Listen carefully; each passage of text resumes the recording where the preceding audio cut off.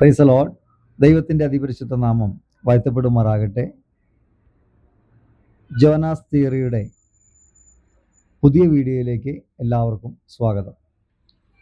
ഈ വീഡിയോയിൽ നമ്മൾ നോക്കുന്നത് ഉൽപ്പത്തി പുസ്തകം 6-ാം അധ്യായത്തിൽ പറഞ്ഞിരിക്കുന്ന ദൈവത്തിൻ്റെ പുത്രന്മാർ ദൂതന്മാരല്ല എന്നുള്ള കാര്യത്തെക്കുറിച്ചാണ് നമ്മൾ പരിശോധിക്കുന്നത്. എന്നാൽ ഭൂരിഭാഗം ദൈവദാസന്മാരും പഠിപ്പിക്കുന്നത് ഇത് പാപം ചെയ്ത ദൂതന്മാരാണ് എന്നാണ് പഠിപ്പിക്കുന്നത്. നമുക്ക് ഇതിനെക്കുറിച്ച് വിശദമായിട്ട് നമുക്ക് ചിന്തിക്കാം. ഉൽപ്പത്തി പുസ്തകം 6-ാം അധ്യായം 1 മുതൽ ഞാൻ വായിക്കുന്നു. മനുഷ്യൻ ഭൂമിയിൽ പെരുകി തുടങ്ങി അവർക്ക് പുത്രിമാർ ജനിച്ചപ്പോൾ ദൈവത്തിൻ്റെ പുത്രന്മാർ മനുഷ്യരുടെ പുത്രിമാരെ സൗന്ദര്യമുള്ളവരെന്ന് കണ്ടിട്ട് തങ്ങൾക്ക് ബോധിച്ച ഏവരെയും ഭാര്യമാരായി എടുത്തു.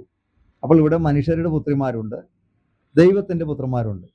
അപ്പോൾ ഈ ദൈവത്തിൻ്റെ പുത്രന്മാർ മനുഷ്യരുടെ പുത്രിമാരെ സൗന്ദര്യമുള്ളവരെന്ന് കണ്ടിട്ട് തങ്ങൾക്ക് ബോധിച്ച ഏവരെയും എന്ത് ചെയ്തു? ഭാര്യമാരായി എടുത്തു എന്നാണ് പറയുന്നത്. അപ്പോൾ ശ്രദ്ധിക്കണം, 3-ാം വാക്യം. അപ്പോൾ യഹോവ, മനുഷ്യനിൽ എൻ്റെ ആത്മാവ് സദാകാലവും വാദിച്ചു കൊണ്ടിരിക്കുകയില്ല, അവൻ ജഡം തന്നെയല്ലോ, എങ്കിലും അവൻ്റെ കാലം 120 സംവത്സരമാകുമെന്ന് അരുളി ചെയ്തു. അപ്പോൾ ഇവിടെ വളരെ വ്യക്തമാണ്, ഈ ദൈവത്തിൻ്റെ പുത്രന്മാർ മനുഷ്യരുടെ പുത്രിമാരെ വിവാഹം കഴിച്ചു കഴിഞ്ഞപ്പോൾ ദൈവം എന്താ പറഞ്ഞേ? യഹോവ എന്താ പറഞ്ഞേ? മനുഷ്യനിൽ എൻ്റെ ആത്മാവ് സദാകാലവും വാദിച്ചു കൊണ്ടിരിക്കുകയില്ല, അവൻ ജഡം തന്നെയല്ലോ. അപ്പോൾ ഈ ദൈവത്തിൻ്റെ പുത്രന്മാര് ജഡത്തിൽ വസിക്കുന്നവരാണ്, അല്ലെങ്കിൽ ജഡശരീരമുള്ളവരാണ്, പാപം ചെയ്യുവാൻ തക്കവണ്ണം ഉള്ള ശരീരമുള്ളവരാണ് എന്ന് വളരെ വ്യക്തമാണ്. അതുകൊണ്ട് ഒന്നാമത്തെ തെളിവ് ഈ വാക്യത്തിൽ നിന്ന് തന്നെ ഇത് ദൂതന്മാരല്ല എന്ന് നമുക്ക് വളരെ വ്യക്തമാകും. കാരണം ദൂതന്മാർക്ക് ഇങ്ങനെയുള്ള ശരീരമുള്ളവരല്ലല്ലോ. അപ്പം ഇനി അടുത്ത് നമ്മൾ നോക്കുന്നത്, ഈ പാപം ചെയ്ത ദൂതന്മാര് ആരാണ്? ഈ പാപം ചെയ്ത ദൂതന്മാരാണ് ഈ ദൈവത്തിൻ്റെ പുത്രന്മാരെന്നാണ് ഭൂരിഭാഗം ദേവദാസന്മാരും പഠിപ്പിക്കുന്നത്. അപ്പോൾ നമുക്ക് അതിനു വേണ്ടിയിട്ട് യൂദയുടെ ലേഖനത്തിലേക്കും പത്രോസിന്റെ ലേഖനത്തിലേക്കും നമുക്ക് പോകണം. അപ്പോൾ നമ്മൾ യൂദയുടെ ലേഖനത്തിൽ ആദ്യം വായിക്കുന്നു. യൂദയുടെ ലേഖനം അതിൻ്റെ 6-ാം വാക്യം വായിക്കുന്നു. 6-ാം വാക്യം അവിടെ എഴുതിയിരിക്കുന്നു, തങ്ങളുടെ വാഴ്ച കാത്തുകൊള്ളാതെ സ്വന്തം വാസസ്ഥലം വിട്ടുപോയ ദൂതന്മാരെ മഹാദിവസത്തിന്റെ വിധിക്കായി എന്നേക്കുമുള്ള ചങ്ങലയിട്ട് അന്ധകാരത്തിൻ കീഴിൽ സൂക്ഷിച്ചിരിക്കുന്നു. എന്നിട്ട് ഇവിടെ തെറ്റിദ്ധരിക്കപ്പെട്ടെന്നറിയാമോ? ഈ ദേവദാസന്മാര് വ്യാഖ്യാനത്തിൽ തെറ്റിദ്ധരിക്കപ്പെട്ടത് എൻ്റെ കാര്യം ഞാൻ പറഞ്ഞുതരാം. എന്നിട്ട് താഴെ പറഞ്ഞെങ്ങനെയാണ്? അതുപോലെ സോദോമും ഗൊമോറയും ചുറ്റുമുള്ള പട്ടണങ്ങളും അവർക്ക് സമമായി ദുർനടപ്പ് ആചരിച്ച് അന്യജഡം മോഹിച്ച് നടന്നതിനാൽ നിത്യാഗ്നിയുടെ ശിക്ഷാവധി സഹിച്ചുകൊണ്ട് ദൃഷ്ടാന്തമായി കിടക്കുന്നു.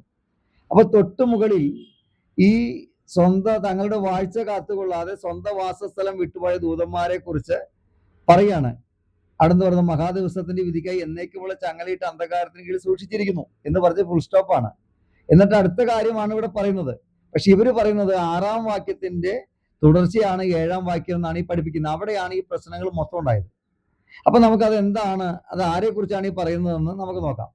അപ്പൊ അതിന്റെ 4-ാം വാക്യത്തിലാണ് ഇവരെ കുറിച്ച് പറഞ്ഞിരിക്കുന്നത്. ഇത് ആരെ കുറിച്ചാണ് പറഞ്ഞതെന്ന് 4-ാം വാക്യത്തിലാണ്. നമ്മുടെ ദൈവത്തിന്റെ കൃപയെ ദുഷ്കാമ പ്രവൃത്തിക്ക് ഹേതുവാക്കി ഏകനാഥനും നമ്മുടെ കർത്താവുമായ യേശു ക്രിസ്തുവിനെ നിഷേധിക്കുന്ന അഭക്തരായ ചില മനുഷ്യർ നുഴഞ്ഞു വന്നിരിക്കുന്നു. അപ്പൊ ഇവിടെ വളരെ കൃത്യമാണ്, യേശു ക്രിസ്തുവിനെ നിഷേധിക്കുന്ന അഭക്തരായ ചില മനുഷ്യരെന്താണ് നുഴഞ്ഞു വന്നിരിക്കുന്നു. അവർക്കുള്ള ദൂതാണ് ഈ താഴ്ത്തു പറയുന്നത്.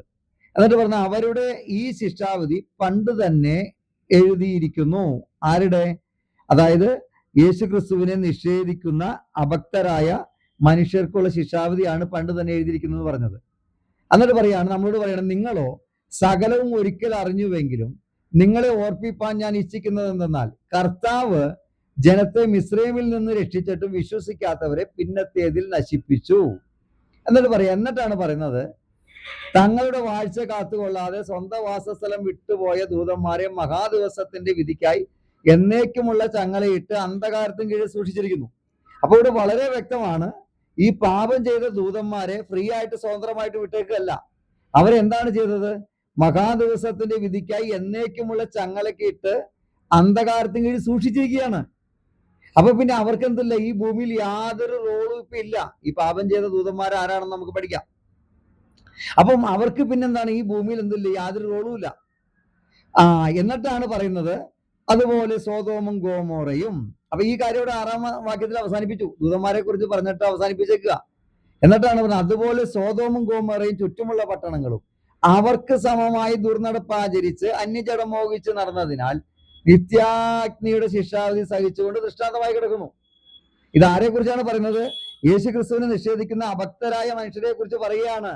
അതായത് ആ സോദോമും ഗോമോറയ്ക്കും സംഭവിച്ചതുപോലെ അതേപോലെ ദുർനടപ്പ് ആചരിച്ചാണ് ഇവരെന്ത് നടക്കുന്നതെന്നാണ് പറഞ്ഞത്. ദൂതന്മാർ നടക്കുന്ന കാര്യത്തെ കുറിച്ചല്ല, ആ യേശു ക്രിസ്തുവിനെ നിഷേധിക്കുന്ന അഭക്തരായ മനുഷ്യരെ കുറിച്ചാണ് ഈ പറയുന്നത്. ഇനി അത് ഒന്നും കൂടെ വ്യക്തമാകണമെങ്കിൽ നമ്മൾ എന്ത് ചെയ്യണം? പത്രോസിന്റെ ലേഖനത്തിലേക്ക് പോകണം. ഇതേ സെയിം കാര്യം തന്നെയാണ് പത്രോസിൽ പറയുന്നത്. 2 പത്രോസ് 2-ാം അധ്യായം അതിന്റെ 4-ാം വാക്യം ഞാൻ വായിക്കുന്നു.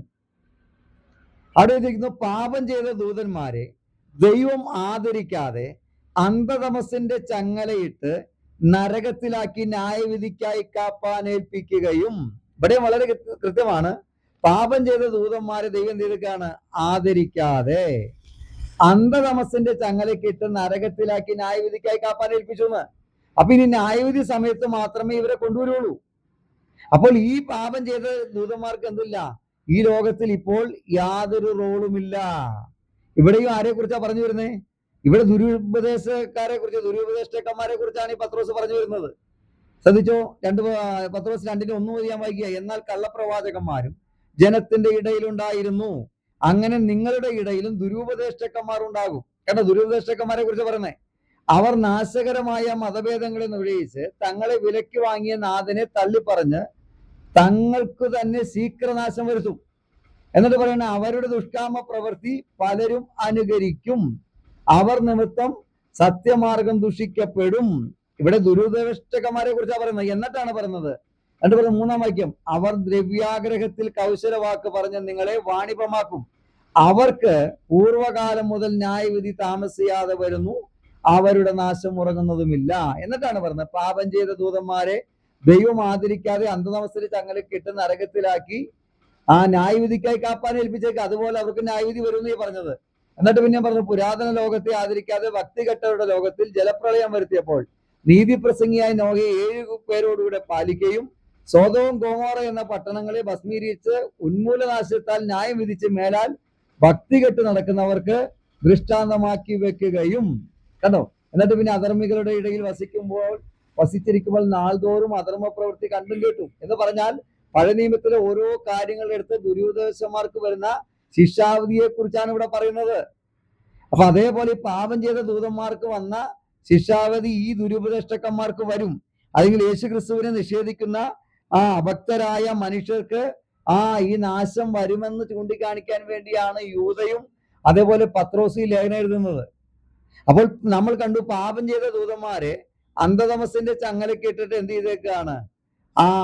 പാപം ചെയ്ത ദൂതന്മാരെ ദൈവം ആദരിക്കാതെ അന്ധതമസിന്റെ ചങ്ങലയിട്ട് നരകത്തിലാക്കി ന്യായവിധിക്ക് വേണ്ടി കാപ്പാൻ ഏൽപ്പിച്ചിരിക്കുന്നു. അപ്പൊ ഒരിക്കലും ഈ പാപം ചെയ്ത ദൂതന്മാർക്ക് ഈ ഭൂമിയിൽ യാതൊരു റോളുമില്ല.